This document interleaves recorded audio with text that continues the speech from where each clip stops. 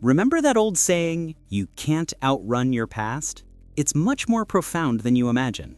From that awkward teenage phase to your first big career decision, every version of yourself that has ever existed has left an indelible mark. What if I told you that the person you were 5 years ago, or even 5 days ago, hasn't really disappeared? They're still here, silently influencing your thoughts, your reactions, and even your deepest desires. This isn't just another text about self-knowledge. It's a profound journey through the invisible corridors of your identity, where the ghosts of the past aren't mere specters of memory, but active architects of your present. Get ready to discover how you're not just the result of today's choices, but a complex tapestry woven by every version of yourself that has ever existed.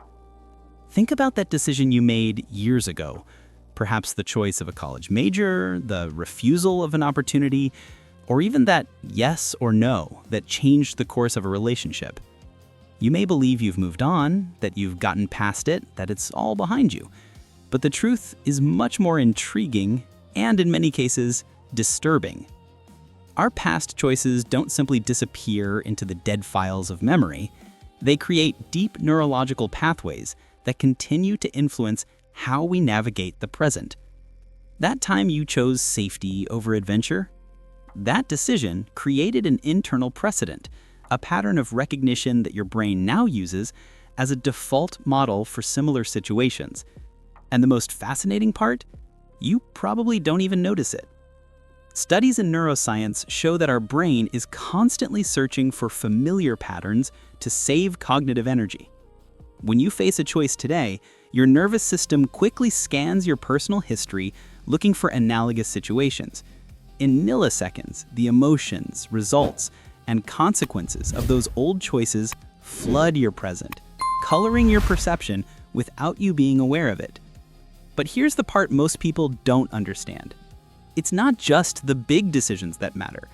It's the small daily choices, repeated hundreds of times over the years, that create the most powerful limitations and opportunities of your present. That time you decided not to speak up in a meeting for fear of judgment, that micro decision, multiplied by dozens of similar instances, built an identity of someone who isn't the type to speak in public. And now, years later, when a professional opportunity requiring visibility arises, you feel a visceral resistance that seems to come from nowhere, but actually comes from a version of you from years ago. Unresolved emotions from the past are especially insidious. That hurt from an old betrayal didn't just sting in the moment. It reprogrammed your relational alert systems. Now, when someone displays vaguely similar behaviors, even if innocent, your body reacts before your rational mind can process the situation. You become hypervigilant, defensive, or withdraw preemptively, all commanded by a previous self that's still trying to protect you from a threat that no longer exists. And what about relational ghosts? That mentor who believed in you, that friend who betrayed you, that love who abandoned you? They didn't just occupy space in your life at a certain moment. They became interpretive lenses through which you view new relationships. You unconsciously seek or avoid people with similar characteristics. You interpret neutral actions through the filter of these past experiences. Your ex-best friend who broke your trust, they're present in every new friendship, whispering doubts about others' loyalty. What makes this even more complex is that many of these patterns operate completely below the threshold of consciousness. You don't think, I'm reacting this way because of that time in 2015. You simply feel an inexplicable repulsion, a magnetic attraction, or an unshakable certainty about something and assume it's intuition or natural preference, when in reality, it's an echo reverberating through time. But if you think conscious choices from the past are powerful, wait until we understand the true invisible architect of your current identity, the foundational beliefs you absorbed before you even had the critical capacity to question them. Between birth and approximately 7 years of age, your brain operates predominantly in theta waves, the same state of hypersuggestibility that an adult experiences in trance. During this critical period, You were literally programmable. Every message from your parents, every observation about who you were, every unspoken rule about how the world works was recorded directly into your psychological operating system without any critical filter. You're so shy. Our family isn't rich people. Women need to be helpful. Men don't cry. You're not good at math. You're the smart one. Your brother is the athletic one. These weren't just occasional observations. They were reality decrees being inscribed into the source code of your identity. And here's what keeps you trapped decades later. These beliefs don't live in your conscious mind where you can examine them rationally. They inhabit the deepest layers of your subconscious, operating as axiomatic truths that you don't even think to question. They're the air you breathe, the ground under your feet, so fundamental that they've become invisible. Have you ever wondered why certain areas of your life seem to have an invisible glass ceiling? Why you consistently sabotage opportunities at a certain level of success? Why relationships always follow the same self-destructive pattern? The answer often lies in these primitive beliefs. If you grew up hearing that people like us don't get those things, you carry that programming as a self-imposed limit. When you start to approach those things, whether financial success, professional recognition, or satisfying relationships, a part of you, that child self still operating behind the scenes, pulls the emergency brake. Because exceeding that limit isn't just scary, it feels fundamentally wrong, like violating a natural law. Social and familial expectations work similarly. How many people are living the life their parents wanted instead of the life they themselves desire without even realizing it? Did you choose medicine because you truly love healing people, or because at 8 years old you absorbed the message that our family produces doctors? Do you avoid creative risks because you're naturally cautious, or because you internalized that safety is most important? The most fascinating thing is how past failures and successes create self-fulfilling prophecies. If you had academic success in childhood and were repeatedly labeled as the smart one, you developed an identity based on intellectual competence. That seems positive, right? But observe what happens. You start avoiding any situation where you might not stand out intellectually because failing would threaten that core identity. You limit yourself to areas where you already have expertise, closing the door to growth in new domains. Your past success became a golden cage. The opposite is also true. If you experienced repeated failure at something during the formative years, whether sports, socializing, or creativity, you didn't just develop a lack of ability in that area. You built an identity of someone who just isn't good at that. And now, decades later, when you could learn and develop, you don't even try. Why? Because making the effort and potentially failing would reinforce a painful narrative you're desperately trying to ignore. It's safer to simply accept that it's not for you. These beliefs operate as total perceptual filters. They determine what you notice in the world, what you ignore, how you interpret ambiguous events, and which opportunities you even see as possibilities. Two people can live in the same city, with the same resources, but one sees doors open everywhere while the other sees only walls. Not because of objective reality, but because of the invisible lenses installed decades ago. Now let's dive even deeper. Because if beliefs are the operating system, habits are the programs that run automatically, day after day, building your reality through microscopic actions repeated thousands of times. Have you ever stopped to think about how many of your daily actions are genuinely chosen versus simply executed on autopilot? Research suggests that more than 40% of what we do on any given day are not real decisions, but rather habits, behavioral patterns that your brain has automated for efficiency. That way you respond to stress, probably a coping pattern developed years ago, perhaps even in childhood. Do you eat emotionally? Isolate yourself? Dive into work? Seek external validation? These aren't behaviors you consciously choose in the moment. They're old scripts being executed automatically when certain triggers appear. The problem is that many of these mechanisms were developed by younger and less developed versions of you in completely different contexts. That 8-year-old child who learned to deal with the anguish of fighting parents by becoming quiet and invisible, that disappearing strategy made sense at the time. But now you're 35 years old and still disappear in relationship conflicts or important discussions at work, even when your voice needs to be heard. Your thinking habits are equally powerful and equally invisible.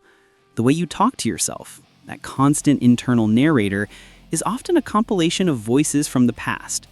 The critical tone of your mother, the high expectations of your first boss, the bullying from school classmates, all these external echoes internalized and now operate as if they were your own thoughts. And here's something that will surprise you. Even your attention habits were programmed by past experiences. If you grew up in a chaotic or unpredictable environment, your nervous system learned to be constantly alert, scanning for threats. Decades later, even in safe environments, you have difficulty relaxing. Your mind is always jumping to the next potential problem. This isn't anxiety appearing out of nowhere, it's a vigilant system developed long ago that never received the memo that it can rest now. The daily rituals you don't even question, the order in which you do things in the morning, how you organize your workspace, when and how you procrastinate. All of these are patterns established at specific points in your past that have fossilized through repetition.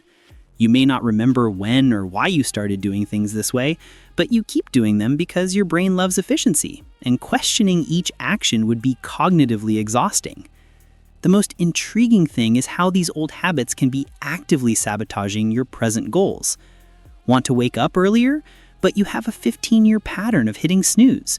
Want to be more social, but you developed reclusiveness habits during your difficult adolescence that now seem like who you are. Want to be more productive, but your procrastination patterns are so deeply ingrained that they activate automatically before you can make a different conscious choice. The good news, and we'll explore this more deeply shortly, is that habits can be reprogrammed. But the first step is recognizing that they exist, that they aren't just who you are, but rather old programming that's ready to be updated. Now, prepare yourself for one of the most fascinating and emotionally charged dimensions of how the past inhabits your present, the paths you didn't take. Think about that crucial moment, that job offer you refused, that person you could have been with but weren't, that dream you abandoned, that move to another city you let pass by. You may believe you've made peace with these decisions, that you've moved on. But the truth is that these alternate realities continue to exist in your mind as ghosts, influencing how you feel about your current life. Psychologists call this counterfactual thinking, those what-if thoughts that inhabit the corners of our consciousness. What if I had accepted that scholarship? What if I had been braver in that relationship? What if I hadn't given up on that project? These imagined scenarios aren't neutral. They create an internal standard against which you constantly measure your present reality. And here's the problem. Your brain has an insidious tendency to idealize the paths not taken. That job you refused? In your imagination, it would have been perfect, would have led to incredible opportunities, you'd be happier, more fulfilled. That relationship that didn't work out? It could have been the love of your life. You conveniently forget that you were refusing that job for valid reasons, that relationship had real red flags. This idealized path syndrome creates chronic dissatisfaction with the present. You look at your current life not on its own merits, but through contrast with these fantasized versions of what could have been. And since these alternate versions never had to face the test of reality, they remain forever radiant, always better than what you actually have. The weight of past regrets functions as an emotional anchor that makes it difficult to move forward to new aspirations. If you carry deep guilt or sadness about missed opportunities, you may unconsciously punish yourself by not allowing yourself new opportunities. It's as if a part of you believes you don't deserve second chances because you wasted the first one. But there's also a potentially transformative side to revisiting these crucial moments. When you truly examine with honesty and compassion why you made certain decisions, what you were feeling, what your real circumstances were, you can discover revealing patterns. Perhaps you realize you always choose safety over passion, or that you systematically sabotage yourself when things get too good, or that you repeatedly prioritize others' needs over your own. These decision signatures are like fingerprints of your past self, and recognizing them gives you the power to make different choices going forward. Revisiting old forks can also reconnect you with parts of yourself that were forgotten or suppressed. That artistic dream you abandoned to pursue a practical career? The sadness you feel when you think about it isn't just about regret, it's a sign that an authentic part of you is still alive, waiting to be reintegrated somehow. The invitation here isn't to keep ruminating on the past or martyring yourself with what-ifs. It's to develop a more conscious and compassionate relationship with your previous choices, recognizing that each decision was made by a version of you with the information, emotional resources, and context you had at that moment.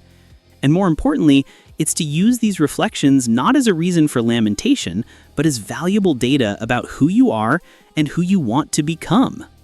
So after all this deep dive into sometimes disturbing ways our past selves continue to influence us, the crucial question arises: what to do with all of this? How do you free yourself from negative echoes while honoring valuable lessons? How do you consciously shape who you want to become instead of merely the accumulated result of everything you've been? The first step is radical awareness. You can't change what you don't see. Start observing your patterns as if you were an anthropologist studying a fascinating but strange culture. When you react intensely to something, stop and ask, is this reaction proportional to the current situation, or am I responding to something from my past? When you feel inexplicable resistance to an opportunity, investigate. Is this my current self evaluating real risks, or is it an old self operating on outdated fears? Keep a pattern journal. Not just what happened today, but what patterns did I notice today? You might start noticing, every time my boss gives me feedback, I immediately become defensive. This reminds me of how I reacted when my father criticized me. Or, I always sabotage relationships exactly when they start to get serious. There's a pattern here since my first traumatic relationship. The second step is what I call active reparenting. Many of your most destructive patterns come from unmet childhood needs or traumas from younger versions of you. That child who needed validation but received criticism, they're still inside you, starving for external approval, dictating people-pleasing behaviors that exhaust you. Your task now is to consciously give these younger selves what they needed then. When you notice you're compulsively seeking external validation, pause and provide internal validation. Literally speak to that part of you. I see you. You're doing a good job. You are enough. This may seem strange at first, but you're literally reprogramming old neural circuits with new emotional experiences. The third tool is narrative restructuring. The stories you tell about your past deeply shape your present. If your dominant narrative is, I've always been rejected, or I never finish anything, these stories become self-fulfilling prophecies. Your job is to find alternative narratives, equally true, but more empowering. This isn't about denying what happened, but about changing the meaning you attribute to it. Instead of, I was rejected because I'm inadequate, try, I've faced rejections and still kept trying, which demonstrates resilience. Instead of, I always sabotage success, how about, I've been afraid of success for valid reasons based on my past context, and now I can make different choices. The fourth strategy is conscious environment design. You are profoundly influenced by your physical and social environment in ways you rarely perceive. That chronic clutter in your space, it may be reflecting and reinforcing internal chaos. The people you spend time with, are they reinforcing your best self or keeping you stuck in old patterns? Start making intentional choices about what you allow in your field of influence. This means curating your friendships, consciously choosing what you consume, media, news, entertainment, and creating physical spaces that support who you want to become, not who you've been. The fifth and perhaps most powerful practice is moment-to-moment presence.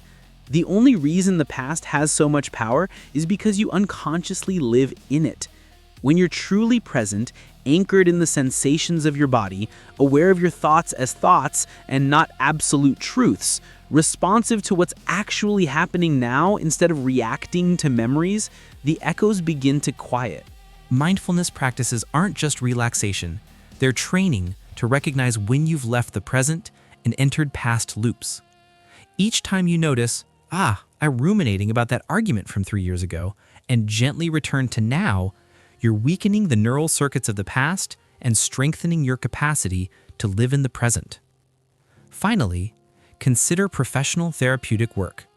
Not because there's something wrong with you, but because we all have blind spots, especially about our own patterns. A good therapist functions as a mirror that helps you see what you can't see alone. Especially for deeper traumas or particularly persistent patterns, professional guidance can be transformative. So, here we are. You've embarked on this journey through the complex, surprising, and sometimes disturbing ways your past selves continue to inhabit and influence your present. You've seen how old decisions create invisible trails, how early beliefs operate as internal laws, how fossilized habits become your default identity, and how paths not taken haunt your present satisfaction. But the central message isn't one of despair, it's of radical possibility. Because here's the liberating truth. You are not at the mercy of your past. You are in dialogue with it. And in any dialogue, there's the possibility of change.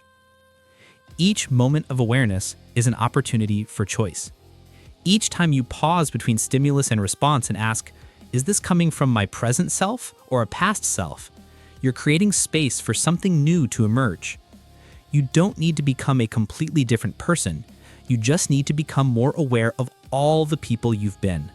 Honor what they taught you and consciously choose which of their influences you want to keep and which you're ready to release. Your past selves aren't enemies to be fought or ghosts to be exorcised. They are layers of your rich, complex, fully human history. The question isn't to erase the past, it's to consciously integrate it into a present you're actively creating and a future you're intentionally shaping.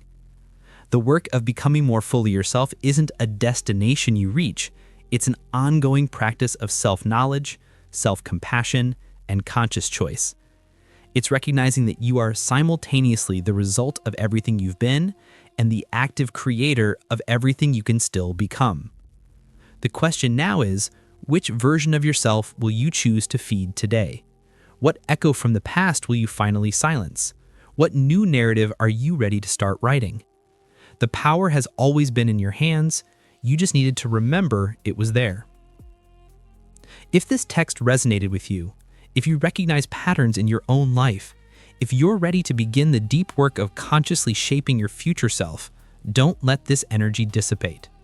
The moment of greatest motivation for change is now, while these ideas are alive in you. Start today, right now, with a single action. Choose one pattern you identified while reading, just one. Write about it. Explore when it began, how it served you in the past, and how it might be limiting you now. And then decide one small but concrete thing you can do differently today to start rewriting that pattern. And if you want to go deeper, if you're ready for real and lasting transformation, explore available resources on self-knowledge, personal development, and behavioral neuroscience. Consider finding a guide, a mentor, or a community of people also committed to this journey of becoming conscious architects of their own lives. Share this text with someone you think needs to hear these ideas.